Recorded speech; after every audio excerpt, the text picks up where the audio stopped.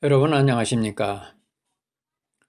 동서고금을 막론하고 인간 사회에는 선하고 아름다운 미담보다는 악하고 두려운 일들이 끊임없이 일어나는 현실을 보면서 사람의 성품은 선한 것일까? 아니면 악한 것일까 하는 생각을 해봅니다.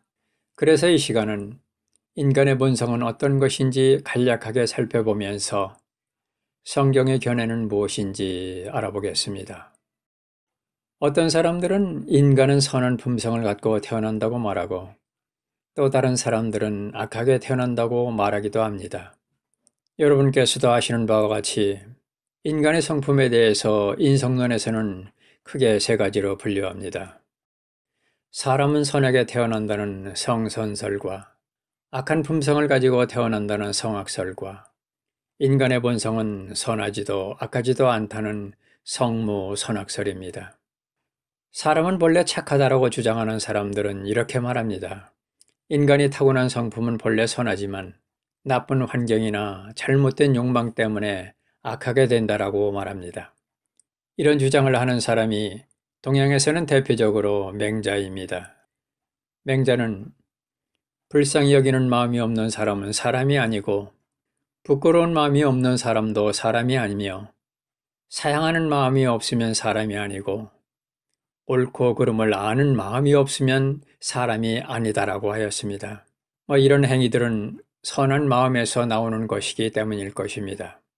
한편 서양에서는 기원전 323년 알렉산더 대왕이 사망한 이후부터 기원전 146년 그리스가 로마에 합병되는 헬레니즘 시대의 스토아 학파는 인간이 자연에 순응하는 것이 최고의 선한 행위라고 하였습니다.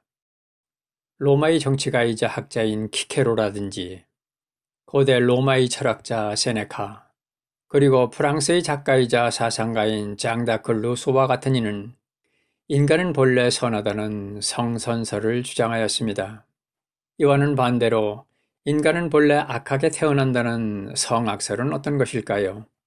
네이버 지식 백과에 의하면 성악설은 사람이 태어나면서부터 가지고 있는 감성적인 욕망을 방치해두면 사회적 혼란이 일어나기 때문에 악하다라고 말합니다. 그러기에 사람은 배우고 수양을 하는데 이것은 인간에게 잠재해 있는 악한 성품을 선한 품성으로 발전시키는 과정으로 보는 것이지요. 다시 말해서 선한 마음은 타고나면서부터 나오는 것이 아니라 인위적인 결과라는 것입니다. 성악설을 주장하는 대표적 인물은 중국 전국시대 말기 조나라의 사상가인 순자라고 알려졌습니다. 이 논리도 다르지는 않다고 봅니다. 마지막으로 성무선악설에 대해서 살펴보면 성무선악설은 중국 전국시대 제나라의 사상가인 고자의 주장입니다. 그는 인간의 본성은 선하지도 악하지도 않다는 것입니다. 이것은 마치 물이 높은 곳에서 낮은 곳으로 흐를 뿐 물이 동과 서로 나뉘지 않은 것과 같은 이치로 인간의 본성은 어느 한쪽으로 정해져 있는 것이 아니라는 것입니다. 이 이론도 그럴 듯은 합니다. 그러면 성경은 인간의 본성을 뭐라고 말씀할까요? 인간의 본성을 알기 위해서는 모든 만물의 시작의 책인 성경의 창세기를 보아야 합니다. 하나님이 인류 최초의 사람을 만드신 에덴 동산의 아담의 본성이 어떠한지를 보면 알 수 있지요. 창세기 1장 26절에 보면 하나님께서 인간을 만드실 때에 하나님의 형상으로 만드셨다고 말합니다. 하나님은 어떤 존재이십니까? 하나님에게는 악이나 죄가 없으십니다. 그러므로 아담이 타락하기 이전 아담의 본성은 하나님의 형상에 따라 지음을 받았기 때문에 그는 선한 사람으로 보아야 할 것입니다. 그런데 창세기 2장 17절에 보면 선악을 알게 하는 나무에서 나는 것을 먹지 말라. 먹는 날에 내가 반드시 죽으리라는 하나님의 준엄한 명령을 아담이 어기기 이전에는 아담은 선과 악을 알지 못했던 것 같습니다. 왜냐하면 창세기 2장 25절에 보면 아담과 하와는 서로 벌거벗었으나 부끄러워하지 않았으니까요. 창세기 3장 7절에서 아담은 선악과를 따먹은 이후 그들의 눈이 열려 벌거벗은 줄 알고 수치를 가리기 위해 무화과 나무 잎을 엮어 앞치마를 만들었던 것입니다. 이것으로 볼 때 인간의 본성은 선하지도 악하지도 않다고 주장하는 고자의 성무선학설도 맞는 듯합니다.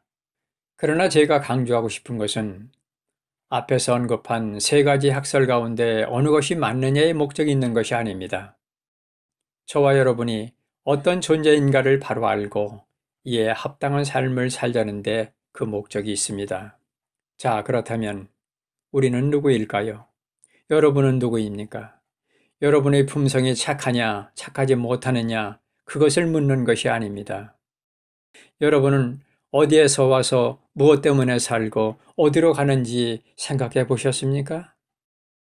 우리가 매일 생활하며 사용하는 모든 물건은 누군가가 만들었기 때문에 존재합니다. 만든 사람의 목적에 따라 우리가 편리하게 사용하듯이 인간도 마찬가지입니다. 우리가 부모로부터 태어났지만 나의 의지로 태어난 사람은 아무도 없습니다. 앞에서 창세기 1장부터 3장에서 잠시 살펴보았듯이 하나님은 사람을 만드신 창조자이시고 우리는 지음을 받은 피조물이라는 것을 알았습니다. 그렇다면 우리는 나를 만드신 하나님의 뜻에 따르는 생활을 해야 합니다. 그런데 인류 최초의 아담은 불행하게도 하나님의 뜻을 거역함으로 타락하였습니다. 이것을 성경에서는 죄라고 말씀합니다. 아담이 죄인이라면 아담의 후손인 저와 여러분도 죄인 아닐까요? 그러기에 성경은 로마서 3장 10절에 의로운 자는 없나니 단 한 사람도 없다라고 하였습니다. 모든 사람은 다 죄인이라고 말씀합니다. 요한 1서 10절에도 보시면 만일 우리가 죄를 짓지 아니하였다고 말하면 우리가 그분을 거짓말하는 분으로 만들며 또한 그분의 말씀이 우리 속에 있지 아니하리라고 하였습니다. 우리가 죄인이라는 사실을 인정해야 합니다. 우리가 죄를 지었기 때문에 죄인이라기보다 최초의 인간 아담이 지은 죄로 인해서 우리도 죄인인 것입니다.